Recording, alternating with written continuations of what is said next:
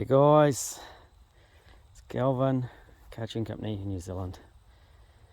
That's my view out my back door at the moment in my paddock. Instead of farming sheep, these are a couple of LS430s. Let's have a really quick look over these two cars. That's Cullums, that one's Cullums. So that's a facelift LS430. It's got the 6-speed transmission in it, so I often refer to them as a 6AT. A lot of guys call them, of course, the facelift version. That's a pile of crap I bought the other day. That is a earlier one. It's about a 2001, and that is a pre-facelift because it was before the facelift model. Funnily enough, I should actually shut this bonnet just a little bit.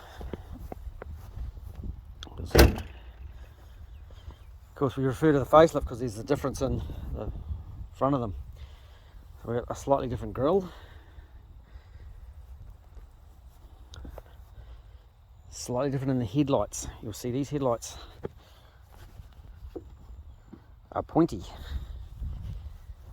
where these ones are rounded. And see, these ones are more pointy, and those ones are more rounded. Make up your mind, Toyota or Lexus. Of course, we do see these as a Celsior as well, but these happen to both be Lexuses, given the fact that they've got a Lexus badge on them. But we, in New Zealand, we do get the Jap imports, and they are both right-hand drive cars. That's the main differences in the front, is the grills, and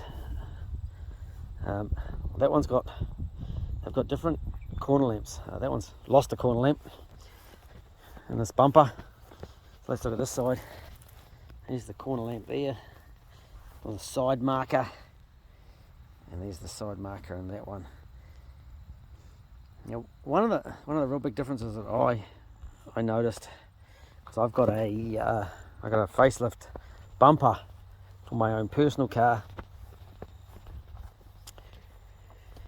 is when we go along, is the back here in the bumper department. If you look at it from the bum, you'll notice we've got only very small cutouts for the exhausts. Very, very small cutout. And that one's got much bigger cutouts.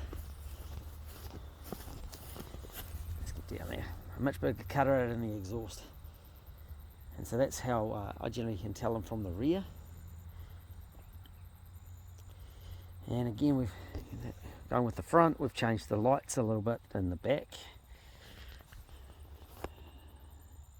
Yeah, so these ones, you'll see the boot garnish, the boot light is a little bit more pointy.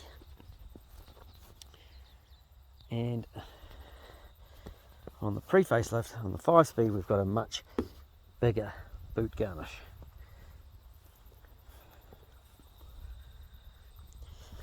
This one has got a differences in tail light colours, but I think, I'm not exactly certain, but I think some people around the world do have different colours in the lights as well. There's maybe a couple of different options.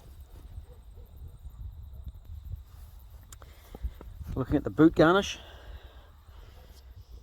we've got a difference there as well between the two cars.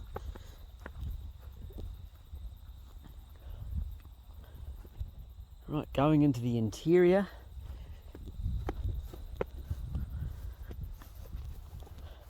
let's do the early one first.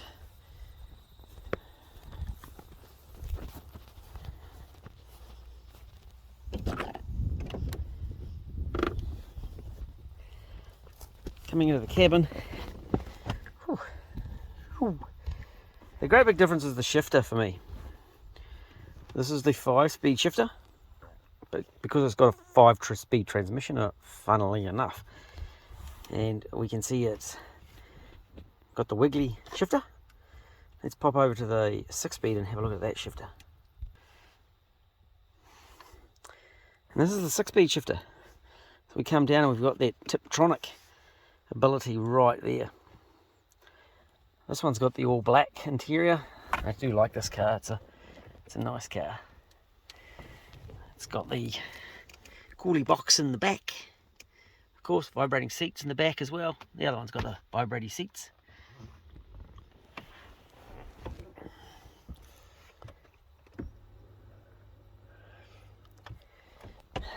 This one has got the nav screen in it, and we don't see that with all the cars over here.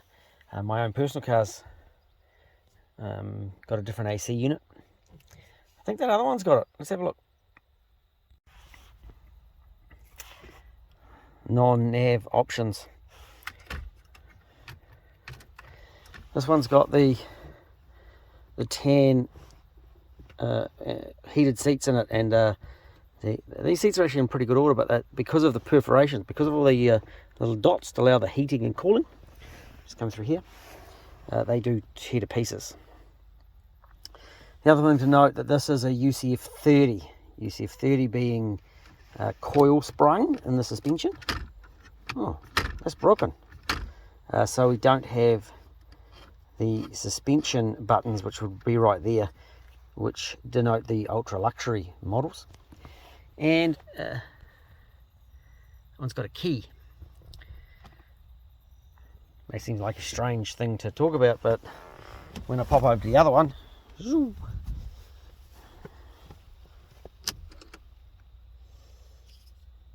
different unit. It does of course have a blade in it. If I could push it out, there would be a blade. I can't do it with one hand, unfortunately. My years of being a mechanic, my fingers are a bit funny.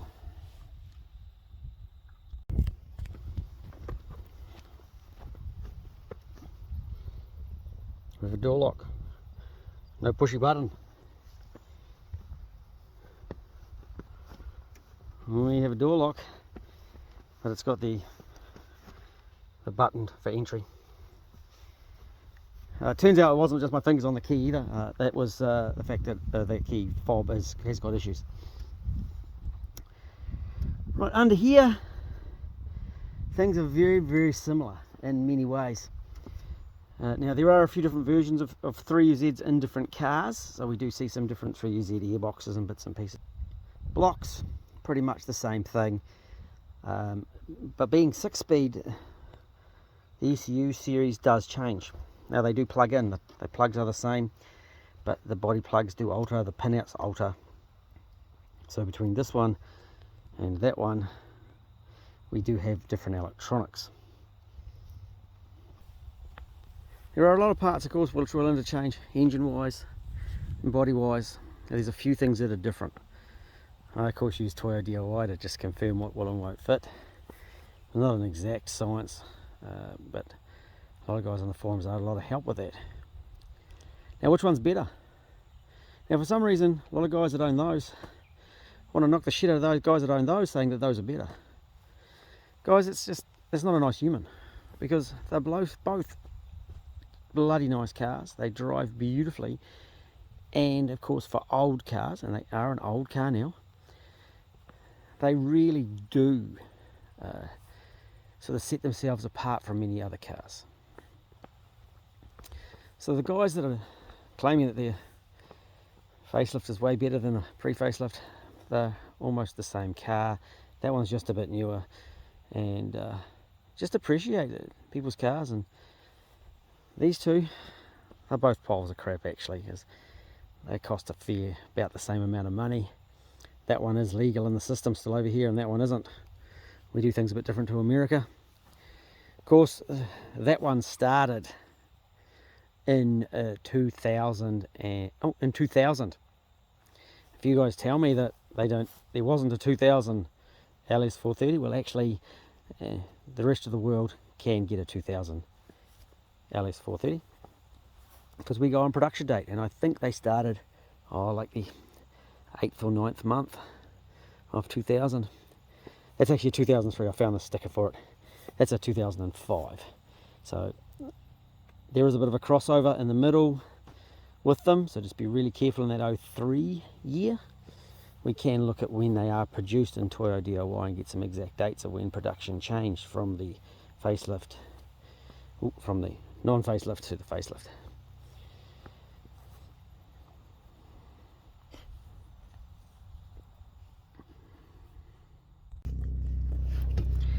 Now tucked down in here is the body tag. You'll see it's a UCF30, and then the sun does funny things. So R, meaning it's right-hand drive. And then after that there is a series of submodel numbers, and there are quite a number of 430 submodels. Apparently guys do stop and watch helicopters whenever they go by. Yep.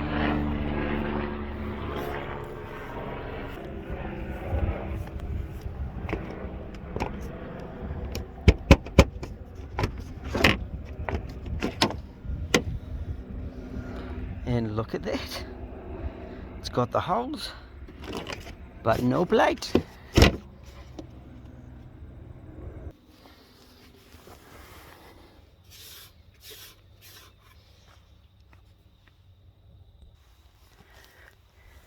Found it.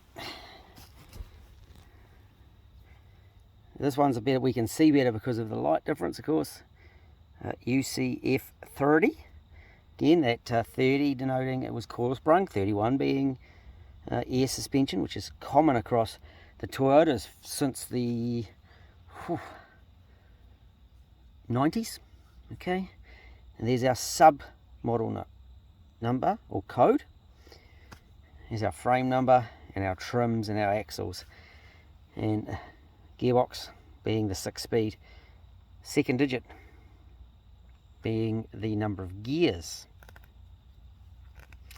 and of course production date right there.